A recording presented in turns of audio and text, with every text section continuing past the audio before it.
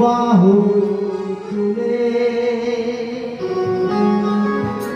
নাচো রে মন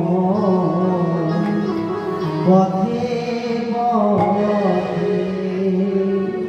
যেদিন তোর মন প্রাণ উজাড় করে দিয়ে আমরা হা কৃষ্ণ তোমার হলাম বলে নিজেকে আত্মসমর্পণ করে দিতে পারবো, সেদিন বাবা আমার ভগবান সার্থক হবে। নইলে আমার আমিত্ব অহংকার যশ প্রতিষ্ঠা খ্যাতি এই শত বিপাশা নিয়ে বৃন্দাবন দর্শন হবে না। তাই তাই আমাদের নিজেকে আত্মসমর্পণ করতে হবে। এই আত্মসমর্পণটা কেমন না না আমরা দেখবেন বিপদে না পড়লে আমরা নিজেকে ভগবানের কাছে সমর্পণ করতে পারি না।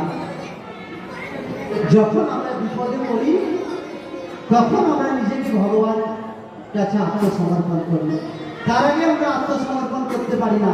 মনে করুন না সেই কুরুক্ষেত্রের যুদ্ধে দ্রৌপদীর কথা। যেদিন ওই পাশবিক ক্ষমতা যেদিন দ্রৌপদীর ওই ব্রস্ত ধরে দাঁড়িয়েছিল, দ্রৌপদীর মনে আত্ম অহংকার ছিল যে আমি রাজকন্যা, আমি রাজকুলবধূ, আমার ওই প্রাসঙ্গিক ক্ষমতা যত অত্যাচারী করুক না কেন আমার সেটা করতে পারবে না। তাই দ্রৌপদীর মনে আত্ম অহংকার যতক্ষণ ছিল ভগবান কিন্তু তাকে কৃপা করেনি বাবা। তাহলে ভগবান তখন কি করছিলেন? ভগবান তখন বাড়িতে বসে ভগবানের তিনটি স্ত্রী সত্যভামা, রুক্মিণী আর জাম্বুবতী, এই রমণীদের সাথে তিনি পাশা ক্রীড়ায় মত্ত ছিলেন, খেলছিলেন পাশা খেলা। তা রুক্মিণী ভগবানের সব থেকে প্রিয়।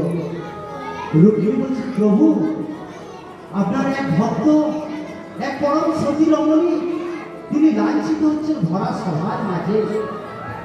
হে প্রভু তুমি যাও না তোমার ভক্তকে তুমি রক্ষা করো, তুমি তো ভক্ত বাঞ্ছা কল্প করো, তুমি যাও না প্রভু।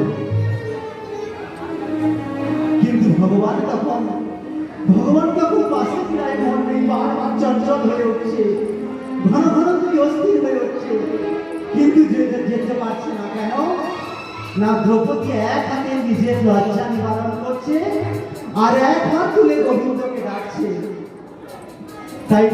তাই নিজেকে সম্পূর্ণরূপে আত্মসমর্পণ করতে পারেনি। কিন্তু ওই পাশবিক ক্ষমতা